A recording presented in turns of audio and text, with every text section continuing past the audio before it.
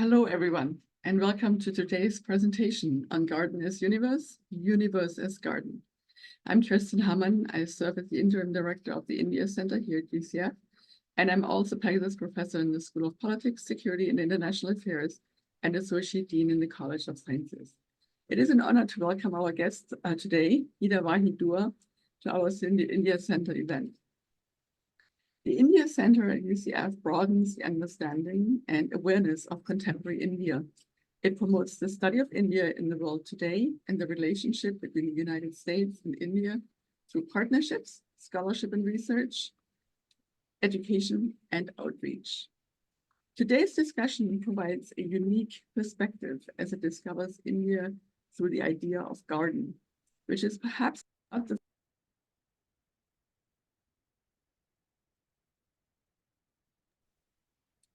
globally. And it is this perspective that is therefore all the more enriching. Welcome again, and thank you for joining us today. And it is now my pleasure to turn it over to Laila Chakul, the Director of Public Affairs of the India Center, who will introduce our speaker, Geeta Wahi Dua. Thank you. Thank you, Kirsten. Hello, everyone. It is really a pleasure for me to introduce our guest today. Jennifer Elliott is going to be moderating today's discussion. Jennifer is Program Director of Natural Resources and Director of the Arboretum at UCF. In her role, Jennifer oversees all Arboretum research and educational initiatives, fostering an inclusive environment that supports human connections with ecosystems and landscapes, along with the development of sustainable urban environments. Our speaker today is Geeta Wahi Dua. Geeta is a landscape architect based in India. She is the co-founder and co-editor of LA Journal of Landscape Architecture. Geeta is co-editor of the book Landscape Architecture in India, A Reader, and editor of the book Flights of Hope. She helped curate the book Bagh-e-Bahar for the Government of India's Ministry of Culture 2023 India Art, Architecture, and Design Biennale. Today, Geeta will elaborate on the process of curating the book, along with showcasing a few examples of gardens and design in India.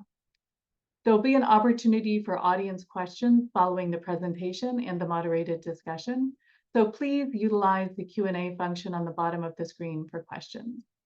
Now I will hand it over to Geeta to start our discussion on Garden as Universe, Universe as Garden.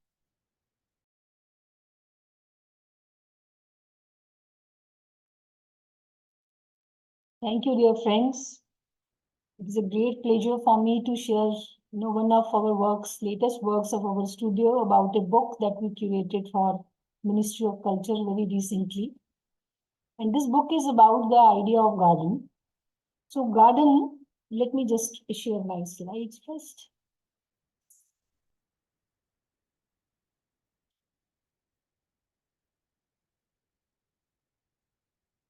Garden may be defined as a communion with nature in a tangible and physical form. With sights, scents, and sensations, it imparts diverse experiences to the observer across the changing seasons. We were very fortunate to get this opportunity from Ministry of Culture to create a book on the idea of garden in context of Indian subcontinent. So this book was curated last year in context of a Design Biennale, which was organized by Ministry of Culture. And we were part of 7 groups. One was regarding collection of stepwells in the country. The second was regarding gardens. And then we have something on temples of India, and something on contemporary architecture, and then role of women.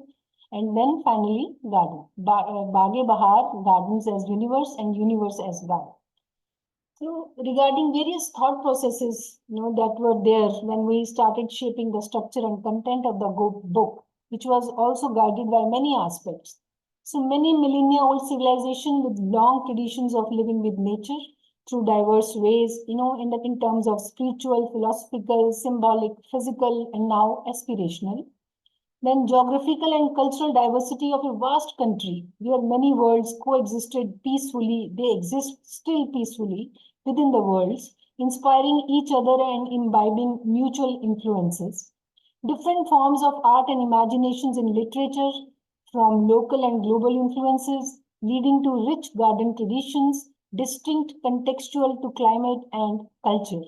And of course, the idea of garden, which is intrinsically woven in the popular visual and other cultures.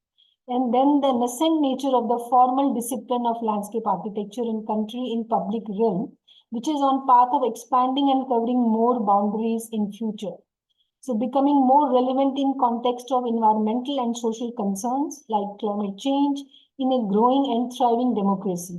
So this invitation from the ministry was an important clue for us also to, kind of expand the understanding and meaning and also disseminating the knowledge about our discipline to the larger masses.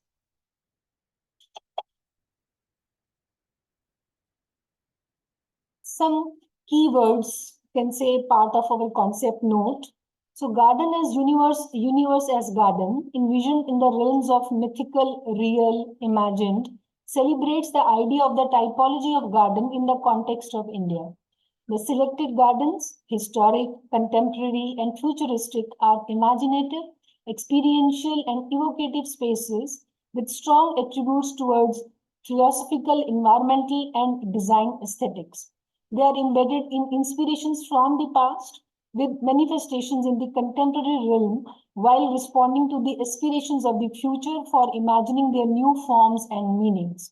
The collection of gardens, while covering diverse geographies, manifesting in multiple scales and belonging to various timelines, reflects the rich natural and cultural heritage of the country. And finally, it also demonstrates the strong creative and professional competence and ability of the designers and policymakers in contemporary times to imagine new forms and meanings and create experiential and evocative gardens while addressing future challenges. So we have structured the book in largely 8 sections, and you will hear again and again these keywords while I explain them in detail. The first section is Garden as Universe.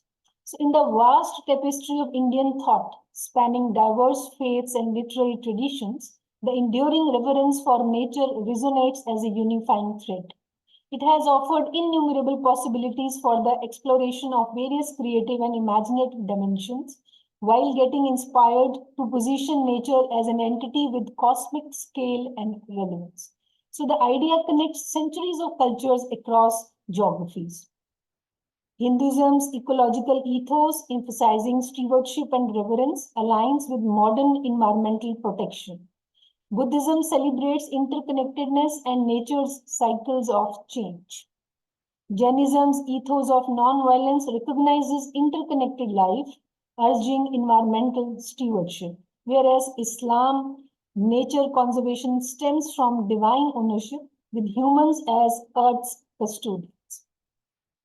And similarly, noteworthy examples from the literary world, which also includes Sangam Tamil literature belonging to 2nd century BCE, with evocative descriptions of different geographies. And we also have works of celebrated Sanskrit poet like Kalidas, which reveres nature's interconnectedness as a divine, infinite universe, and the imagery as a reflection of human feelings. As we reflect, we find inspiration to cultivate a deeper appreciation for the sanctity of our environment and the unity that binds all of existence. Garden as art. Indian traditional art forms have flourished throughout millennia, encompassing diverse geographies and cultures. Depiction of nature is a reflection of its meanings interpreted by different traditions belonging to diverse cultures in their own ways. The artworks address multiple scales and varied contexts: pastoral landscapes, homesteads, sacred groves, flora and fauna, play of seasons. These are some of the many themes that found expressions in the earliest folk art forms that have evolved with times. Miniature paintings, another art tradition developed in later centuries, showcase vibrant and detailed artworks with illuminations of themes spanning mythology, imperial life, society, politics, all nestled in nature. Rich in technique and storytelling, They reflect India's geography and culture and the profound link between humanity and nature.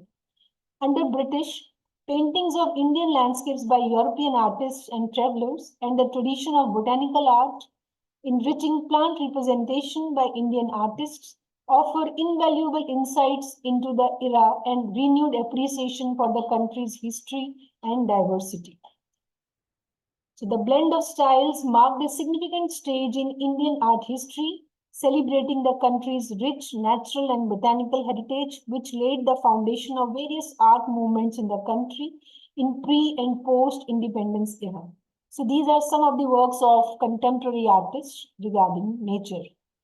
So this legacy plays an important role in fostering appreciation of nature in art for its depth and diversity, hence inspiring new creations.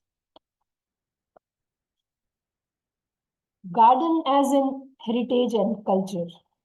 Cultural landscapes across geographies that evolved through ages thrive with a deep relationship with nature through exploration and understanding. They include scattered settlements across vast regions, sacred and religious sites, riverfront areas, historic settlements, and imperial precincts belonging to different epochs, all united by intangible bonds of communion, set of environmental and cultural values, traditions, and practices. Spanning expansive timelines belonging to different eras, the typology of gardens is integral part of Indian cultural landscapes. They are sited within imperial precincts of settlements, forts or palaces, temples, and religious complexes, or as isolated sites. They reflect the visionary ideals, design sensibility, artistic craftsmanship shaped by cultural influences with nature as the main design element. Many of these have been now restored while integrating their historic and environmental values in context of being now public spaces. Now coming to the contemporary times, the role of nature in it. I'm looking at garden in context of architecture, planning, and infrastructure. So in a formal sense, a defined and distinct approach to engaging with nature within city planning and design began to take shape in the country in 20th century. Inspired by Garden City movement, the layout of British capital New Delhi, guided by well-defined open space structure and other aspects of urban design and landscape, was followed by later cities of Chandigarh and Auroville, making their marks as urban centers with rich natural wealth. Among the various special design disciplines aimed at creating enhanced living environments, particularly within urban contexts, landscape architecture stands out as one of the most challenging and fascinating of these disciplines. With roots deeply intertwined with the rich history of garden design in the country, the landscape practitioners are discovering fresh avenues for creative expressions in the contemporary times. So these encompass an array of settings such as public parks, gardens, educational institutes, commercial zones, hospitality venues, residential enclaves, office premises, and vital infrastructure facilities. As extension of users' living experience with better understanding, various designed garden spaces in Indian cities introduce a tapestry of nature's richness and diversity into the constructed environment. Awareness about the phenomena of climate change in recent decades and renewed efforts to conserve natural resources has led us to design a special section about gardens as an ecology and restoration. So in urban regions have led to many restoration projects which are supported by NGOs, corporates under corporate social responsibility initiatives and also under afforestation program of Government of India. So many abandoned and neglected sites and plots. This one is basically an abundant floodplain of River Yamuna in the capital city of Delhi, which has been converted in a biodiversity park. And also these kind of sites include old floodplains, dilapidated quarry and mining sites, derelict plots, clogged urban streams and canals, which are now being developed and restored. So these sites are conceptualized to reinstate the disrupted natural processes encompassing land, water, and vegetation by conserving their various natural resources, respecting the existing topography and hydrology, both surface and subsurface, establishing the soil cover with the cultivation of native vegetation, and also initiating water harvesting techniques and structures. So with cities facing space crunch due to urbanization, exploration of such sites for their renewal opens exciting opportunities to enhance and strengthen urban green networks. So this is again a Nala connection, which is basically a passage that has been developed to connect various neighborhood spaces to a linear green space.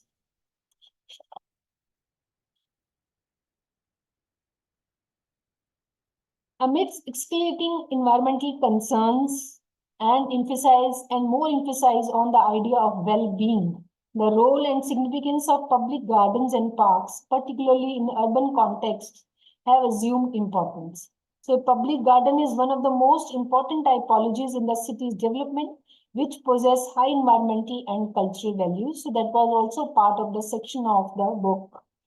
A freely accessible community space, it is a multi-scalar typology. It can work on a neighborhood scale, as a district park, and also as a regional park, each with its distinct form, scale of influence, and character. Vibrant and well-maintained green spaces as gardens along roads located in different contexts are important components of the urban planning and design of Indian cities that need to be nurtured and preserved. One of the very exciting section that we curated for the book was Garden as Beyond Borders. So gardens hold a distinctive status as a typology that is capable of creating both commonalities and distinctions across diverse cultures. This exceptional ability positions gardens as a universal vocabulary that can articulate and embody the notion of identity on foreign shores. So this is particularly evident in various works of designers who participated in international festivals where the idea of Indian garden is much celebrated in various art installations and designs. So these are some of the examples from past exhibitions. So they pay homage to the country's multifaceted character, drawing from its rich tapestry of mythology, religion, faith, history, and cultural practices. These gardens serve as bridges, connecting different cultures and fostering cross-cultural dialogue through a shared appreciation for the inherent beauty and profound symbolism embedded in these spaces.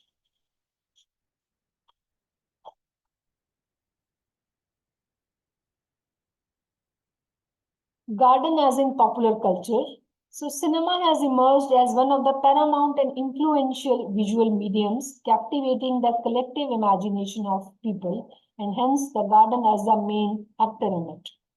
In the realm of Hindi cinema, gardens play a pivotal role by offering an array of frames that amplify and extend the audience experience and emotions, enriching the narrative. So these cinematic gardens provide a diverse and immersive background, resonating with the storyline's themes and enhancing the viewer's connection with the characters and their journey.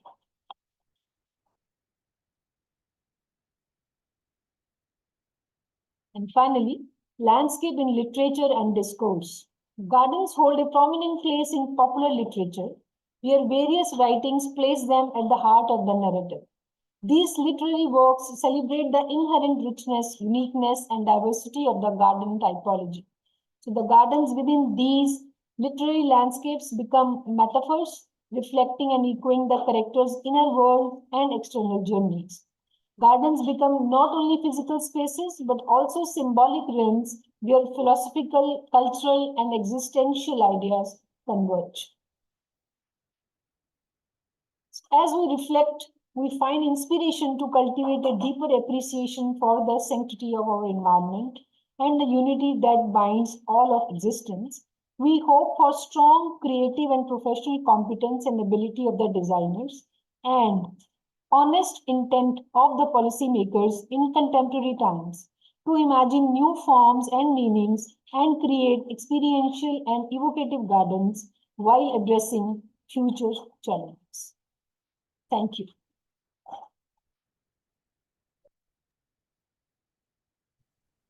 Thank you so, excuse me. Thank you so much, Geeta. That was wonderful. Your book is both beautiful and inspirational. And much.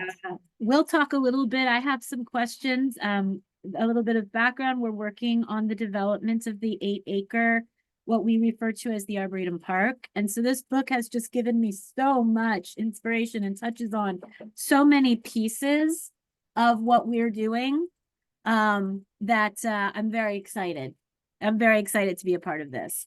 So thank you very much for that wonderful presentation. So I'm going to open it up now. There are a couple of questions in the chat, and we're going to let our guests go first.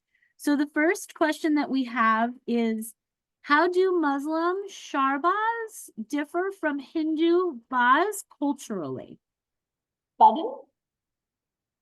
How do Muslim sharbas differ from Hindu bas culturally? Culturally, okay.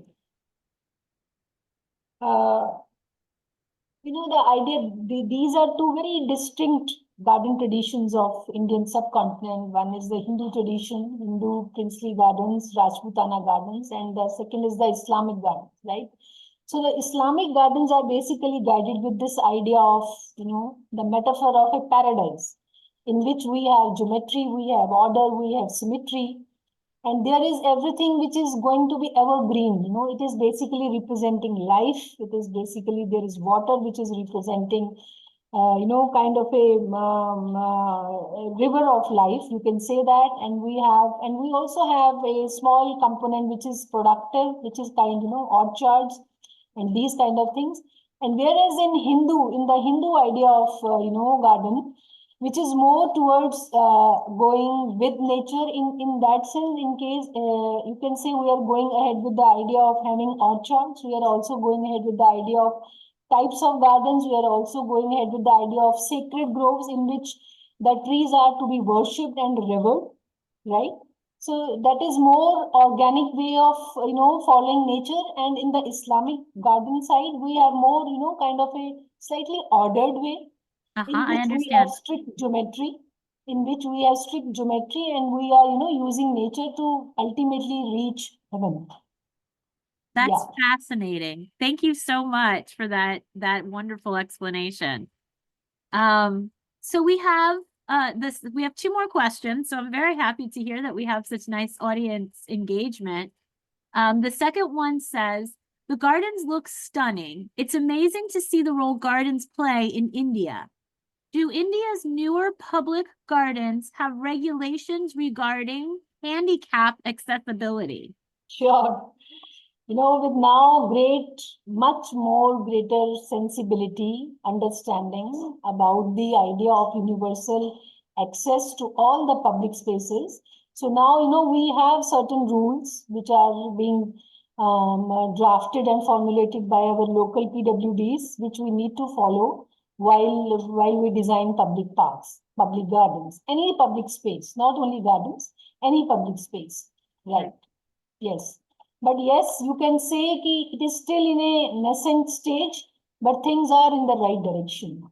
Yes. Yeah, it's very similar here. Anytime we're thinking about, one of the examples is I'm trying to find an outdoor or create an outdoor venue space. And so I was thinking about a small amphitheater or something so that we could have, you know, concerts or even just our students playing music or whatever, you know, whatever they want to do.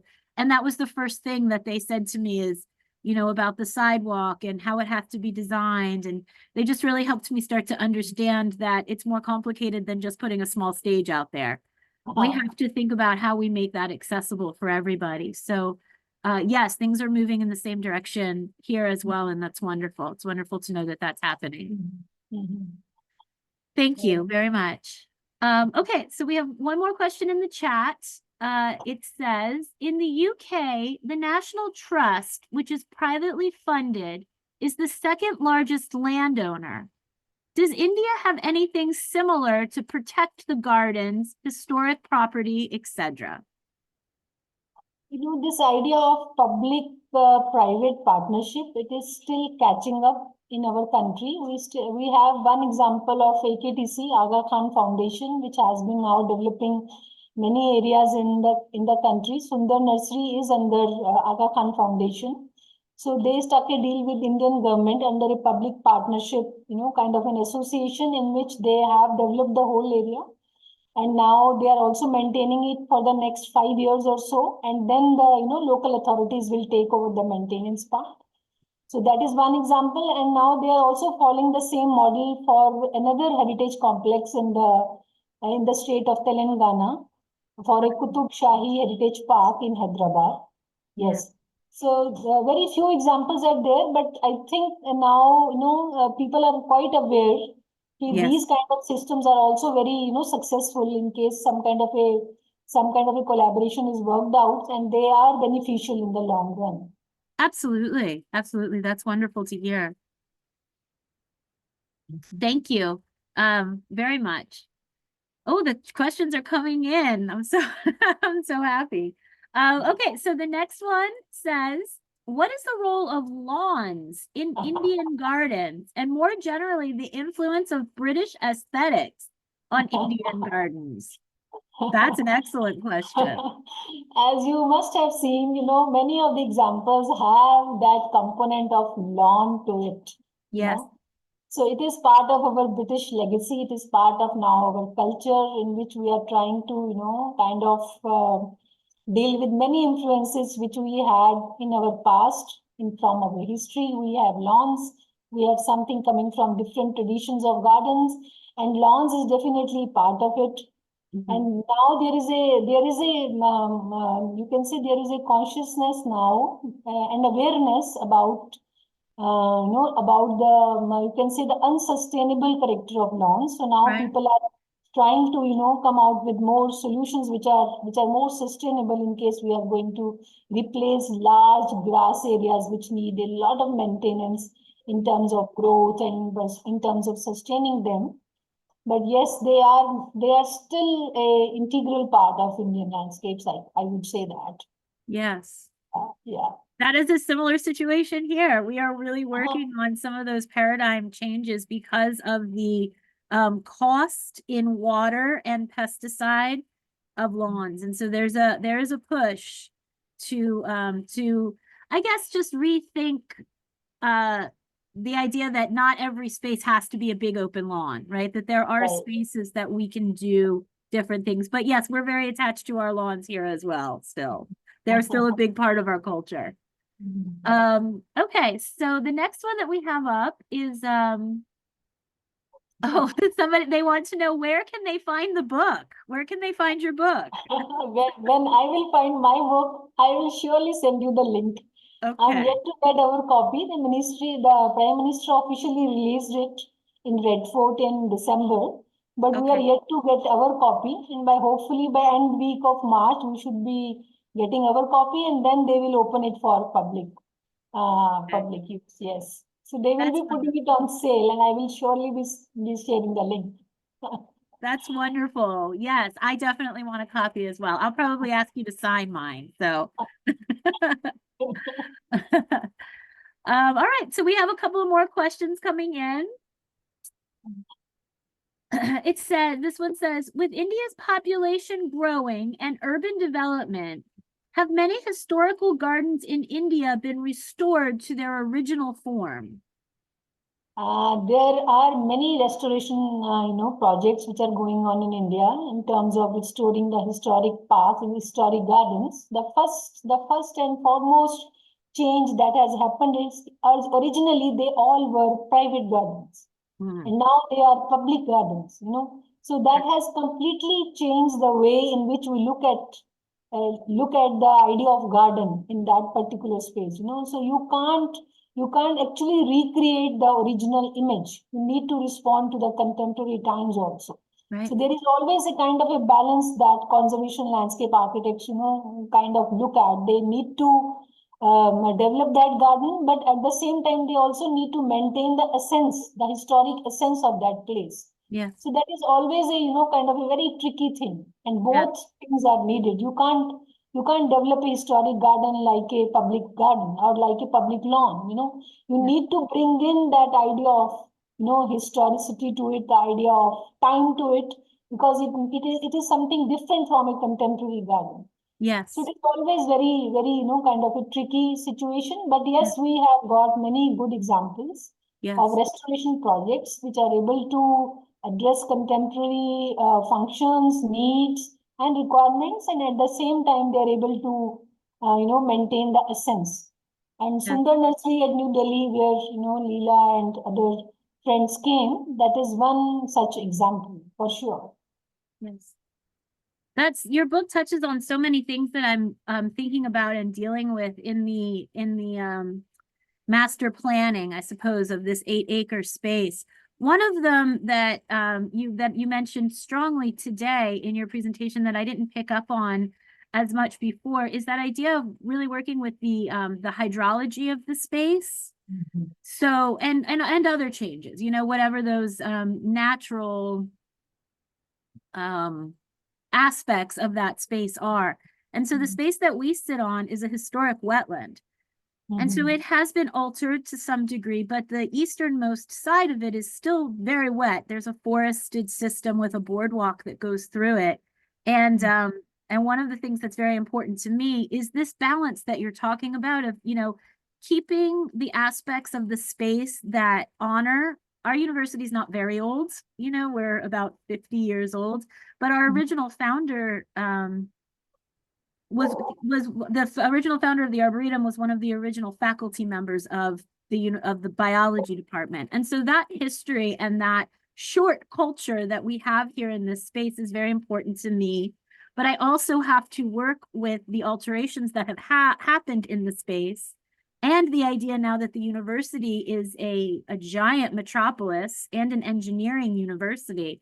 So really trying to capture all of those parts of the history of the biology department, the history of the space, the history of the university, and really thinking largely about, what is our mission? What is our vision? How does that tie to the university? And how do we present that in that space? So your book is just really, capturing all of those things and touching on all of those things. Do you have any comment to that you want to share? As you are defining your site, it seems to be very exciting site to me, It has lots of, I think, natural assets. I call them assets, all the things which are already existing on site. They give you a sense of place, they give you a sense of time. You need to restore them, you need to maintain them for sure. Yes. And with your contemporary, needs, you need to just weave with them something which is, kind of compatible to both the sides. You are able to maintain the natural character as it is. You are able to work with the natural processes of the site in terms of its land, in terms of its water, in terms of its vegetation.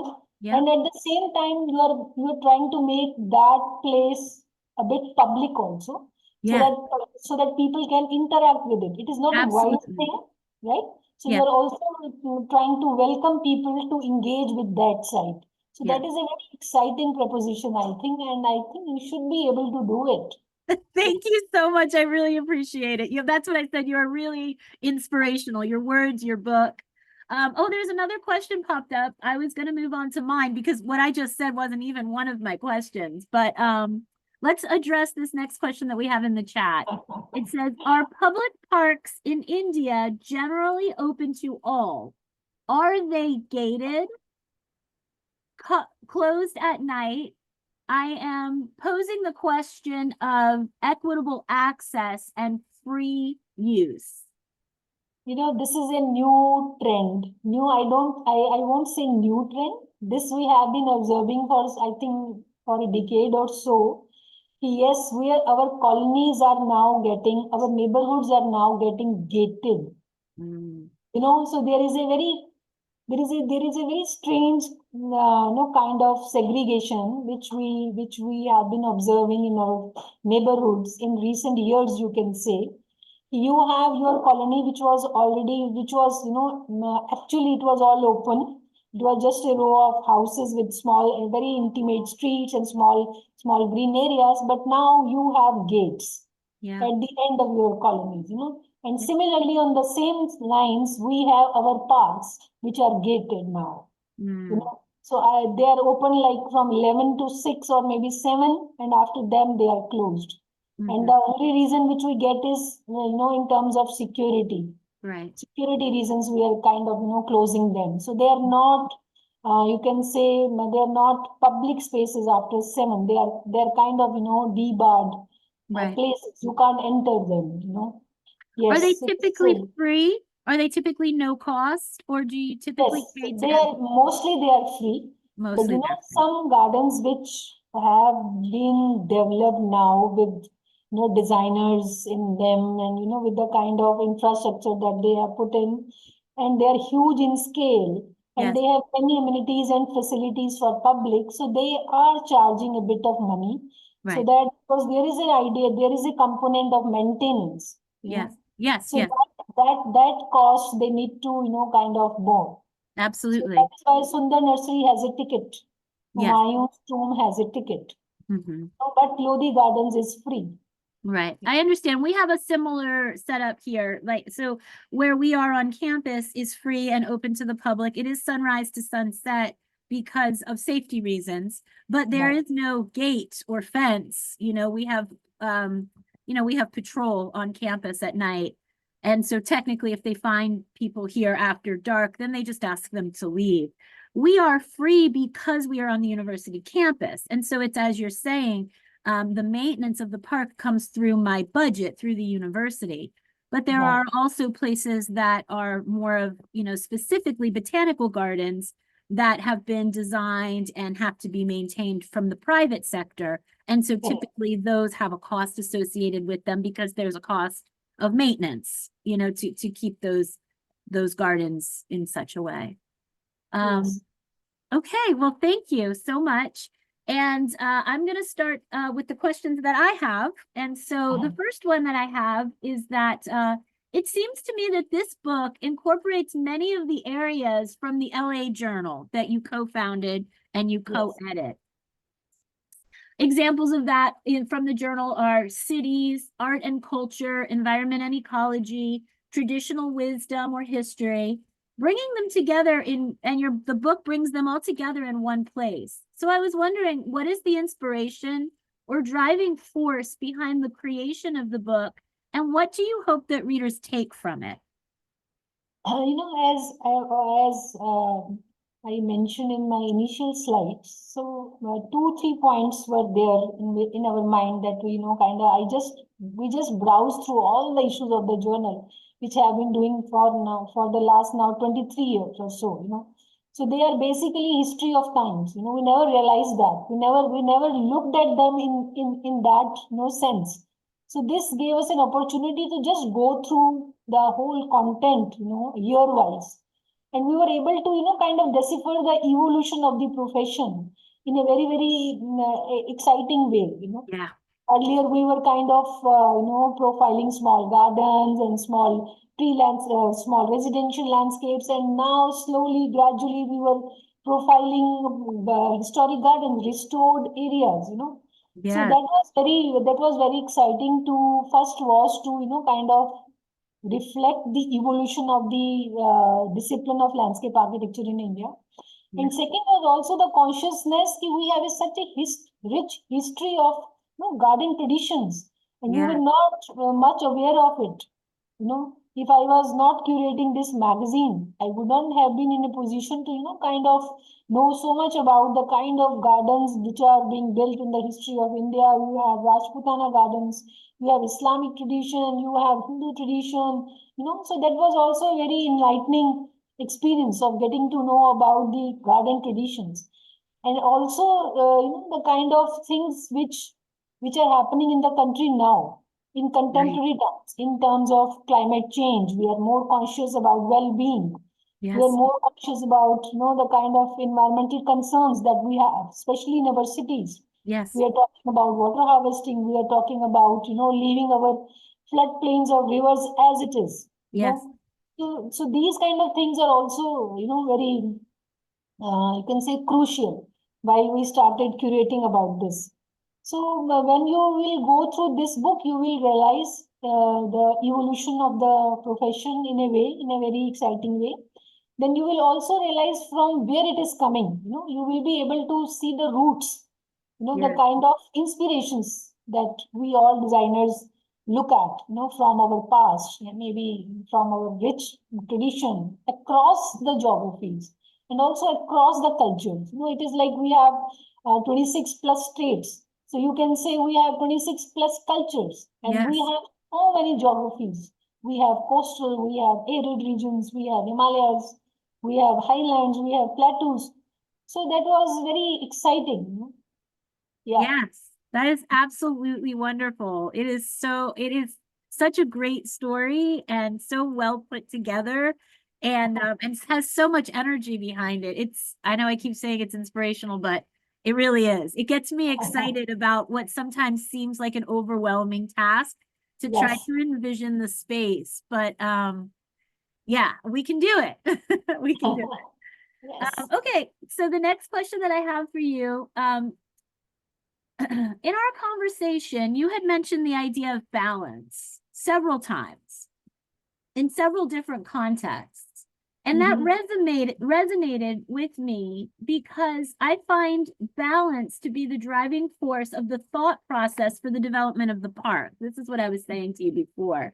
And when I talk about the 8-acre park, for those of you who are familiar with the Arboretum, it's on the east side of campus near the Creole building, and it's where the small Arboretum office sits. I've been envisioning the space as a combination of a botanical garden and an urban park. Right. And I'm thinking about that in those kinds of history of the space that we talked about. I really wanted to represent that.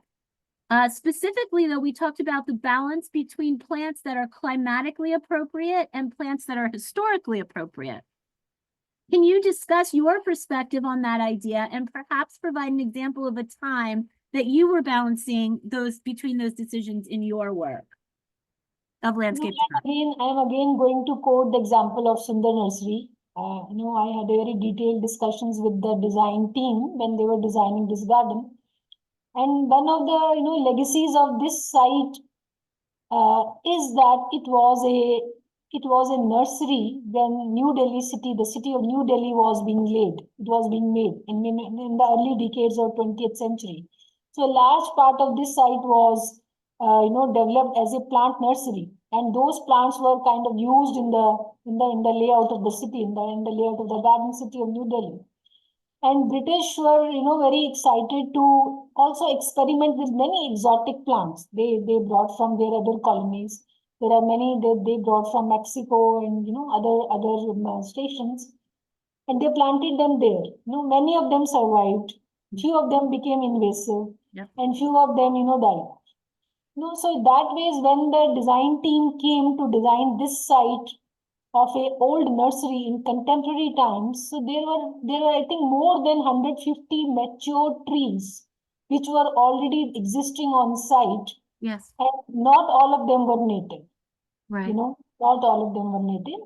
So then they took a decision to kind of retain those trees rather than chopping them off, because they were kind of giving them a very, very clear sense of place and time to the site. Yes. When you see a fully grown mature tree on your site, and in case you compare that with a clean ground, there is a massive, immense difference.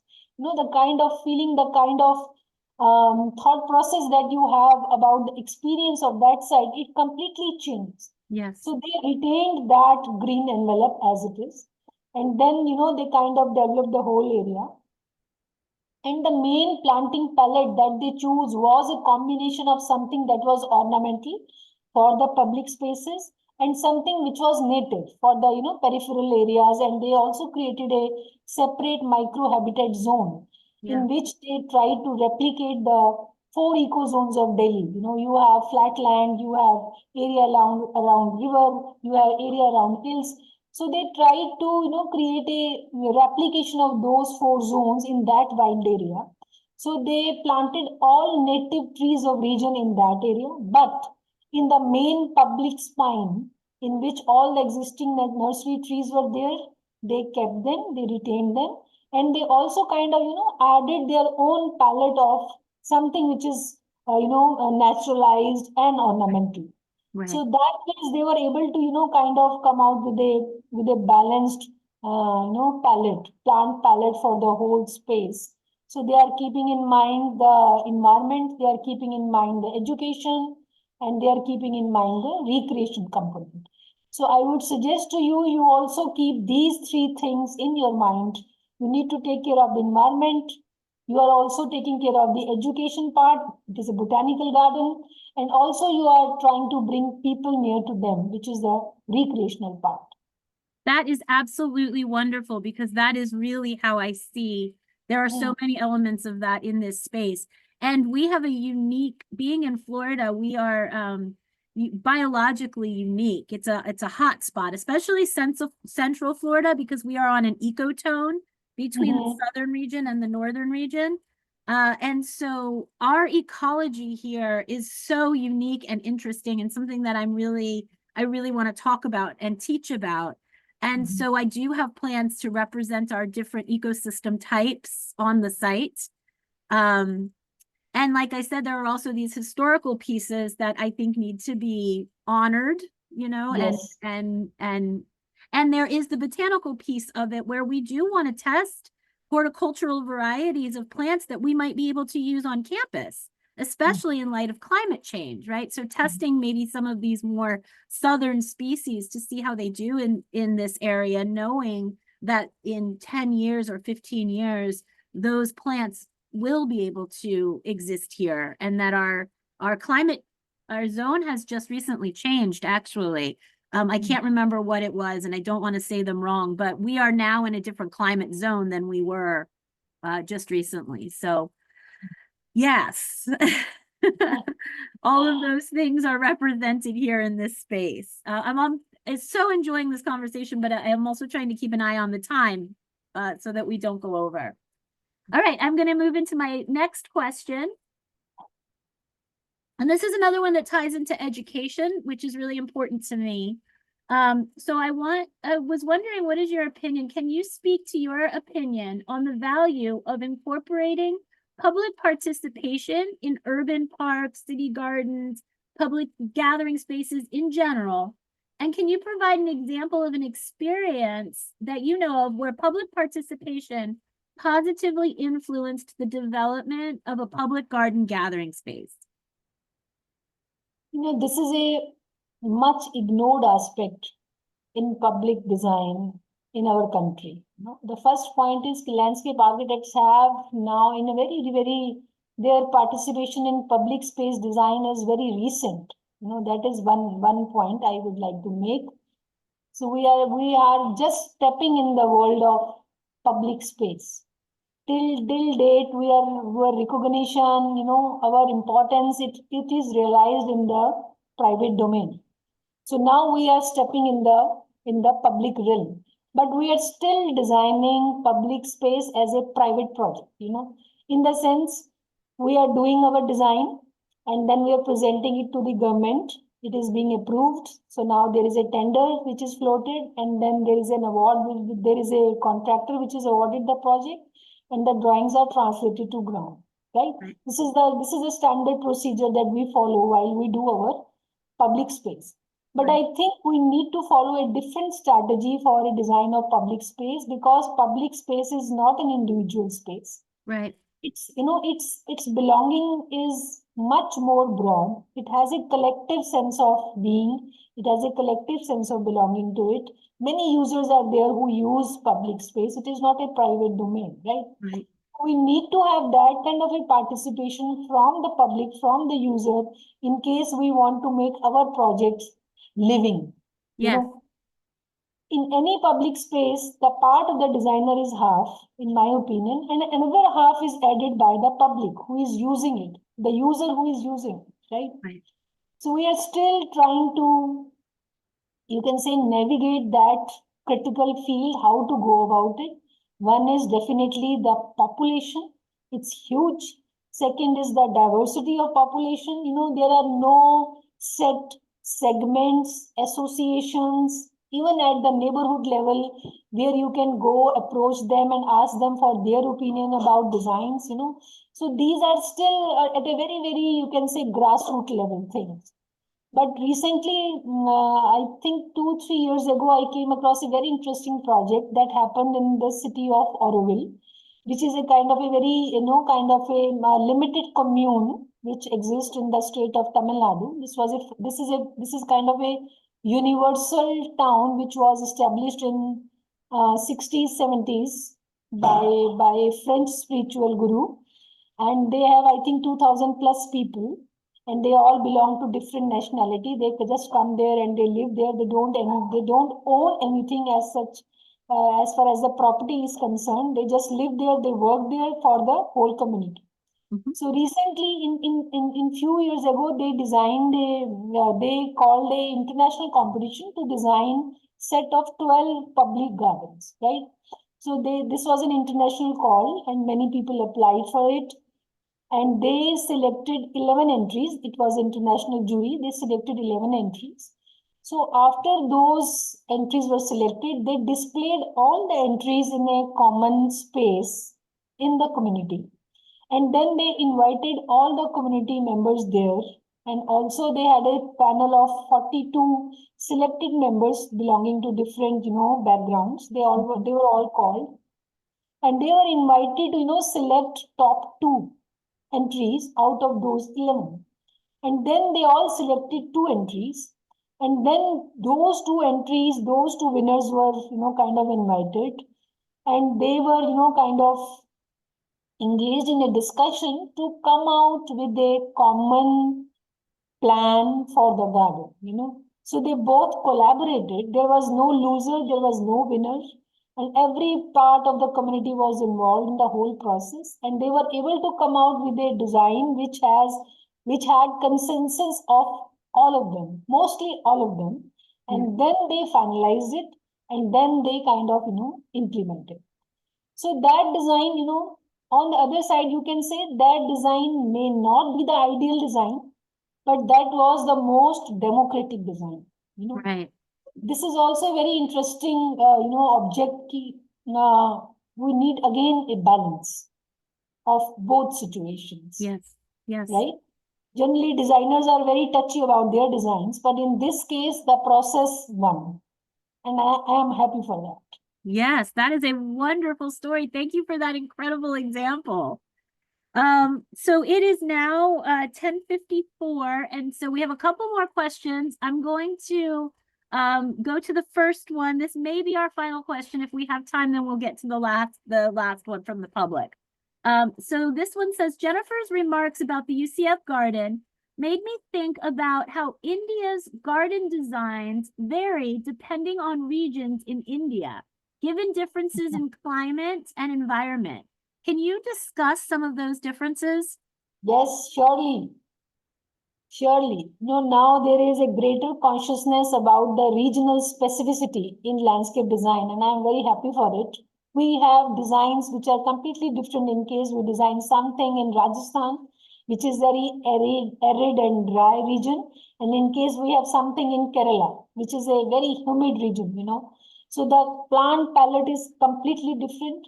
And also the cultural inspirations that region offers, they are also very, very different. In case we talk about Rajasthan, in case we talk about dry regions, so we have set of courtyards, which are kind of allowing breezing air to come in. They are also shading the spaces.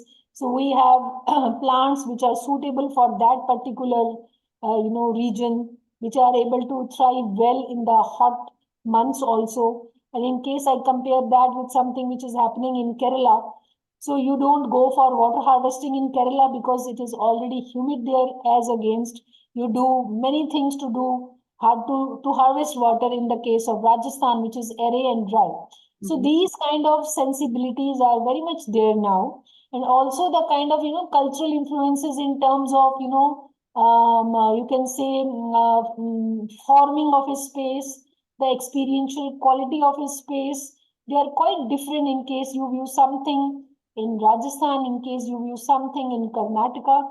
So that kind of distinctiveness is now coming, and it has much to do with the evolution of the discipline. So now it has already completed 50 years, 50 formal years of existence. So the first course was started in 72 in School of Planning and Architecture in New Delhi. So in 2022, we completed 50 years. So that, time, it takes time. So that, evolution is now showing in different designs. Right.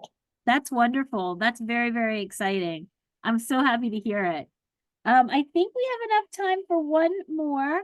The last question that we'll have for the day is, and I'm so sad that this is over. It's been so wonderful. But the last question that we have is, how popular is foraging in Delhi's public green spaces? Foraging in the sense? I imagine my guess is that they mean edible plants. That's what I think the question is asking about. Edible plants. Edible plants. We don't see much in public parks in Delhi. Of No. edible plants? Only in kind of a protected environments. In some parts of Sundar Nursery, they have lots of orchards. But that is again, kind of a very protected space. Yeah. Yeah, That's but interesting. not in open public parks. No. Huh. So one of the things that the students really push for here is having like fruit trees across campus. So we do have here on the site like ever-bearing mulberries and loquat trees and those types of things. And the students really love that. They're all pushing for this idea of food forests. I push back a little bit because they think, oh, you just plant all these trees and you let them go, right? Everything takes maintenance. We know that as people who work in the public garden space. But yes, there's a big push around here to have these edible landscapes. So institutional greens still have that possibility of, because they have a certain sense of control. But in case we talk about public parks, general public parks, a big no, especially for metro cities of India, I see. Yes, it's a different space. Okay, I want to make sure that we don't violate the time, and I think we only have 1 minute. So I believe, yes, Leela was going to come back. Thank you, everybody. Thank you so much, Jennifer, for leading this really wonderful discussion with Geeta today. I have learned so much and feel very inspired. So thank you, Geeta, for providing insight on landscape architecture and design in India. Thank you. I can't wait to see the book when it comes out. I appreciate you both taking the time to speak with the India Center at UCF today. And thank you to the audience for tuning in. And we hope to see you again at future India Center events. Next week, for those of you who are local, we'll be hosting a Fulbright scholar on campus who'll be speaking about fintech and social inclusion. So I hope to see you all at future India Center events. Thank you. Thank you. My pleasure. Thank you.